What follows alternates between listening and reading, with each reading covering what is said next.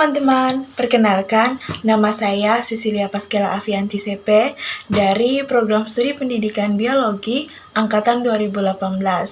Kali ini saya akan mensosialisasikan tentang pemilahan sampah dan juga daur ulang sampah. Yuk simak! Kalian pasti sudah sering melihat sampah seperti ini ada di lingkungan-lingkungan sekitar kita. Nah, dari manakah sampah ini berasal? Nah, sampah ini berasal dari aktivitas kita sehari-hari, baik dalam rumah tangga maupun di industri.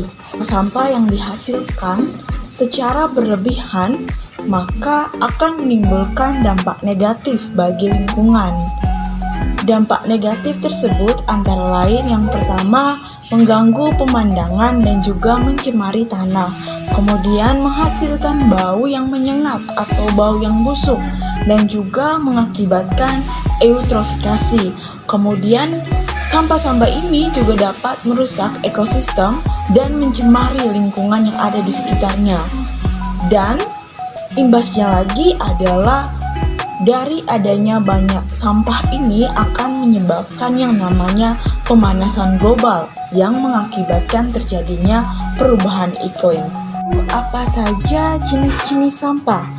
Sampah berdasarkan jenisnya dibedakan menjadi 3. Yang pertama adalah sampah organik, kedua sampah anorganik, dan yang ketiga adalah sampah B3. Sampah organik adalah sampah yang berasal dari sisa-sisa makhluk hidup yang dapat terurai secara alami. Contohnya seperti dedaunan, sisa-sisa makanan, sisa buah dan sayuran, dan juga cangkang telur yang sudah tidak digunakan lagi. Berikutnya adalah sampah anorganik. Nah, sampah anorganik adalah sampah-sampah yang berasal dari berbagai macam proses yang tidak dapat diuraikan secara alami oleh bakteri dan umumnya membutuhkan waktu yang lama untuk terurai. Nah, contoh dari sampah-sampah anorganik ini seperti botol-botol plastik, kemudian kantong plastik, lalu gelas atau botol-botol kaca, lalu ada kaleng minuman yang biasa kita gunakan setiap hari. Selanjutnya adalah sampah B3. Nah, B3 sendiri adalah akronim dari bahan beracun dan berbahaya.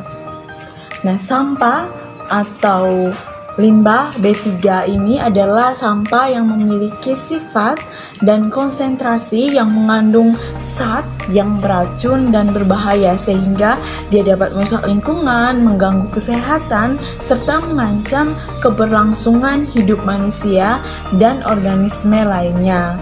Nah, contohnya itu ada seperti baterai bekas, lalu ada neon atau bohlam yang sudah bekas, lalu ada kaleng aerosol, dan juga obat-obat yang sudah kadaluarsa. Di sini sudah tersedia 3 buah kotak sampah, yaitu sampah organik, sampah anorganik, dan juga sampah B3. Untuk yang pertama, botol plastik ini dimasukkan dalam jenis sampah anorganik. Kemudian gelas kaca juga masuk dalam sampah anorganik. Lalu ada dedaunan yang masuk dalam sampah organik. Dan ada kaleng aerosol bekas dan juga lampu bohlam bekas yang dimasukkan dalam sampah B3. Jangan lupa untuk memilah sampah berdasarkan jenisnya ya. Selanjutnya, setelah pemilahan, beberapa sampah dapat didaur ulang kembali. Daur ulang sendiri adalah satu proses untuk mengembalikan limbah-limbah atau bahan-bahan yang sudah tidak berguna menjadi berguna kembali.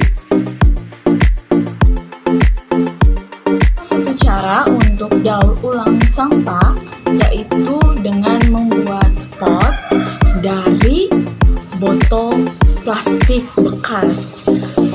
Nah, kalian dapat menyimak pembuatannya sekarang.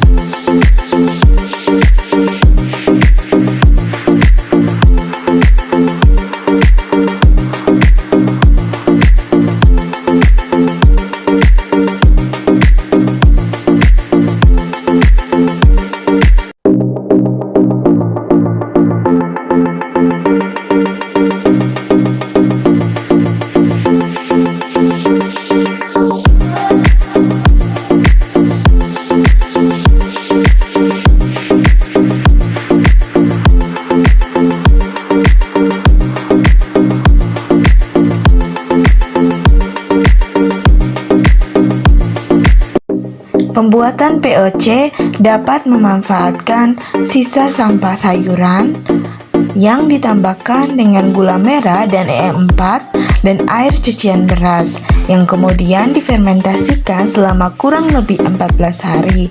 Setelah itu maka didapatkan hasil berupa pupuk organik cair yang kemudian dapat diberikan kepada tanaman sehingga tanaman menjadi lebih subur.